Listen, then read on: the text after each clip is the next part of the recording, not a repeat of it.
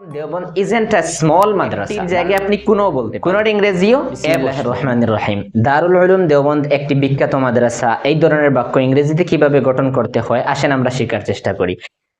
বিগত 3 লেসনে আমরা যে নিয়ম ফলো করে বাক্য গঠন করেছি, আজকেও একই নিয়ম ফলো করে বাক্য গঠন করব। আসেন, প্রথমে কি লিখবো? দারুল উলুম দেওবন্দ, এটার ইংরেজি।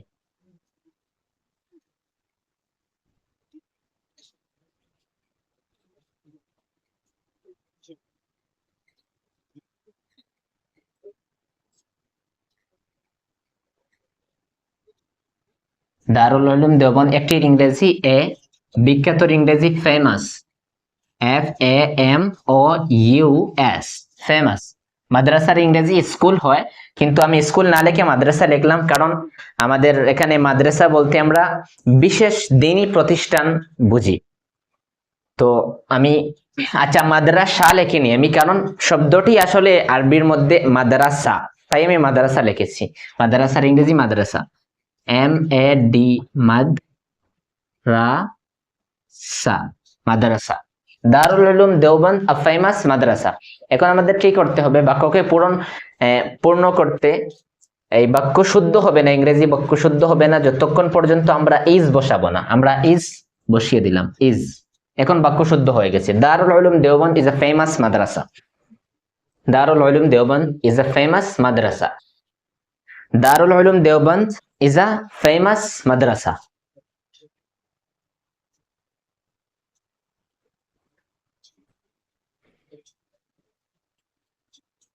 আচ্ছা, আজকে আমি এই ধরনের বাক্য কিভাবে গঠন করতে হয় এ নিয়ে বেশি আলোচনা করব না, কারণ বিগত 3 লেসনে যে নিয়ম ফলো করে আমরা বাক্য গঠন করেছি, আজকে ঠিক একই নিয়ম ফলো করে বাক্য গঠন করছি।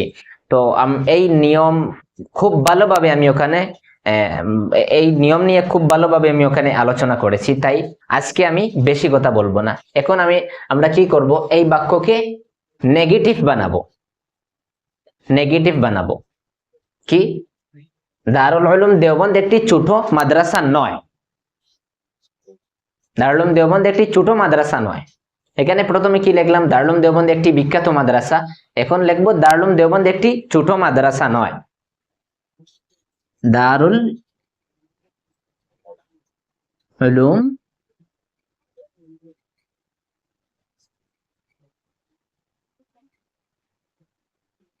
দেওবন্দ ছোট মাদ্রাসা নয়। এই ধরনের বাক্যকে নেগেটিভ বানাতে কি করতে হয়? ইজের পর নট বসাতে হয়, is not. Darul Uloom Deoband is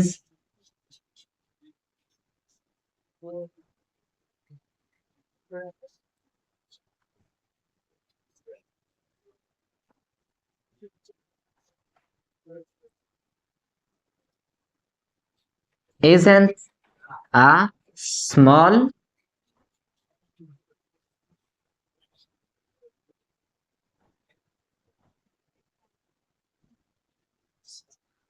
Darul Uloom Deoband isn't a small madrasa. আমি বলেছিলাম এই আগের লেসন গুলোতে বলেছিলাম যে ইজ নট কে ইজেন্টও বলা যায়, আর বেশি ইজেন্ট বলা হয়। নেটিভ স্পিকাররা যারা এই ভাষার মানুষ, তারা ইজেন্ট বেশি বলে আমার মনে হয়, বা আমি যতটুকু দেখেছি তারা ইজেন্ট খুব বেশি ব্যবহার করে।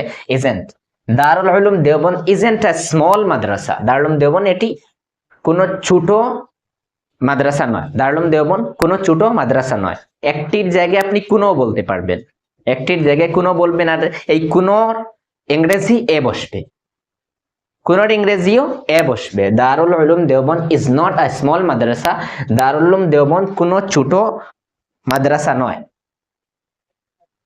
দারুল উলুম দেওবন্দ একটি বিখ্যাত মাদ্রাসা। এই ধরনের বাক্য কিভাবে গঠন করতে হয়?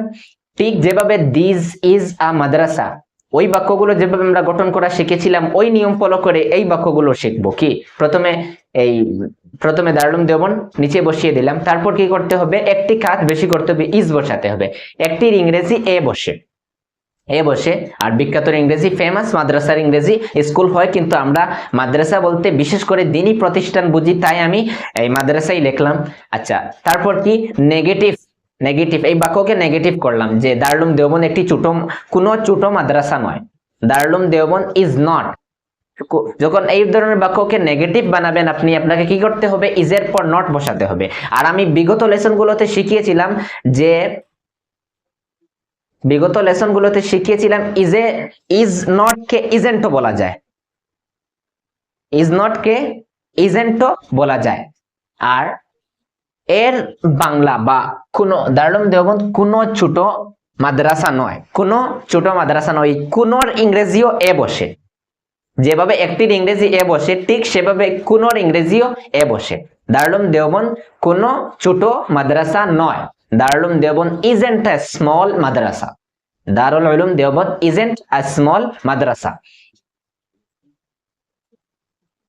দারুল Uloom Deoband isn't a small মাদ্রাসা। খুব ভালোভাবে বোঝার চেষ্টা করবেন।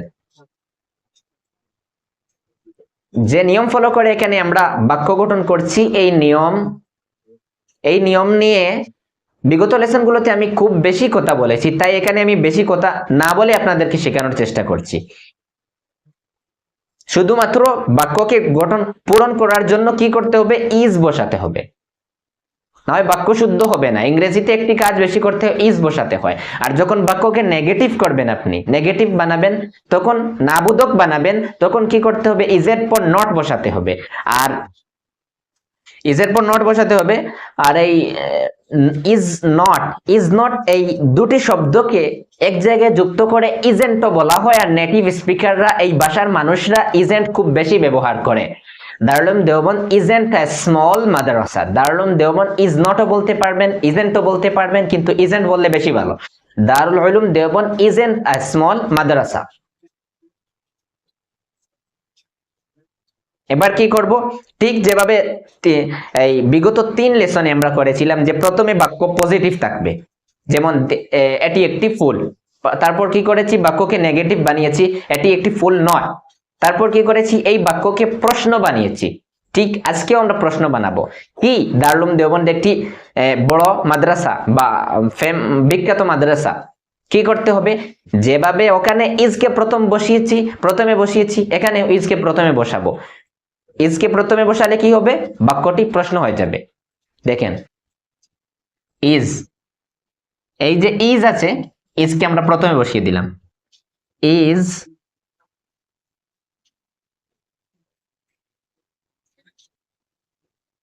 দারুল উলুম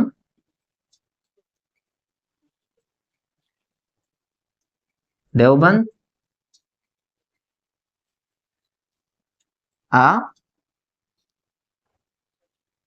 ফেমাস, এটাকে এ বলবেন না, এটাকে আ বলবে। আমেরিকানরা বেশি আ বলে, আ বললে ভালো। Darul Uloom Deoband is Darul Uloom Deoband a famous, MOUS famous madrasa, MAD RASA madrasa. Is Darul Uloom Deoband a famous madrasa, is Darul Uloom Deoband a famous মাদ্রাসা।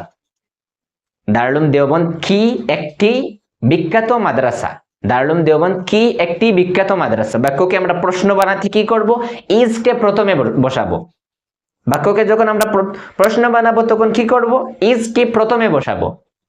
যেভাবে বিগত 3 লেসনে আমি শিখিয়েছিলাম যে যখন ইজ দিস আ বল বলবেন তখন কি হবে, বাক্য প্রশ্ন হয়ে যাবে, এটা কি একটি বল। Is this a ball, is this a mobile, এটা কি একটি মোবাইল। ঠিক এখানেও ইজকে যখন প্রথমে বসাবেন বাক্য কি হবে, প্রশ্ন হয়ে যাবে। Is Darul Uloom Deoband a famous madrasa, is Darul Uloom Deoband a famous madrasa. আমি খুব দ্রুত বলছি কারণ এই ধরনের বাক্য কিভাবে গঠন করতে হয়, বাক্য গঠন করার নিয়ম নিয়ে আমি খুব ভালোভাবে ডিসকাস করেছি বিগত লেসনগুলোতে, তাই আজকে আমি খুব বেশি কথা বললাম না। Is Darul Uloom Deoband a famous madrasa. আচ্ছা, এখন এই প্রশ্নর বাক্যকে এটাকেও নেগেটিভ কিভাবে বানাবেন, দারুল উলুম দেওবন্দ কি একটি বিখ্যাত মাদ্রাসা নয়। দারুল উলুম দেওবন্দ কি একটি বিখ্যাত মাদ্রাসা নয়। আপনাদেরকে কি করতে হবে, ইজের পর নট বসিয়ে দিতে হবে, একদম সহজ।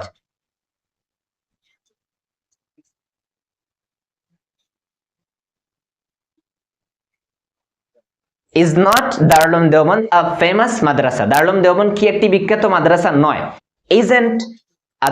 Isn't Darul Uloom Deoband a famous madrasa. Is নটও বলতে পারবেন, কিন্তু কি করা হয়, ইজেন্ট বেশি ব্যবহার করা হয়। Isn't Darul Deoband a famous madrasa, isn't Darul Deoband a famous madrasa. বাক্যকে প্রশ্ন বানাবেন কিভাবে? ইজ প্রথমে বসাবেন, আর ওই প্রশ্নকে নেগেটিভ বাক্য বানাবেন কিভাবে? ইজ এর পর নট বসিয়ে দিবেন, আর ইজ নট দুটি শব্দকে প্রথমে বসাবেন। Isn't Darul Deoband a famous madrasa, Darul Deoband কি একটি বিখ্যাত মাদ্রাসা নয়, আর দারুল দেওবন্দ কি একটি বিখ্যাত মাদ্রাসা নয় ছেড়ে শুধুমাত্র দারুল দেওবন্দ কি একটি বিখ্যাত মাদ্রাসা কিভাবে বলবেন? Is Darul Deoband a famous মাদ্রাসা।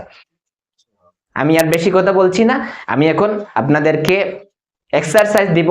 যদি এক্সারসাইজ ভালোভাবে করেন তাহলে বাক্য, এখন তো আপনারা আশা করি বুঝে গেছেন আমি কি বলতে চাচ্ছি, খুব ভালোভাবে বুঝে গেছেন, কিন্তু তারপরও আপনারা পারবেন না। কেননা প্র্যাকটিস করতে হবে, এক্সারসাইজ করতে হবে। যদি এক্সারসাইজ করেন না, প্র্যাকটিস করেন না, তাহলে বুঝবেন, বলতে পারবেন না।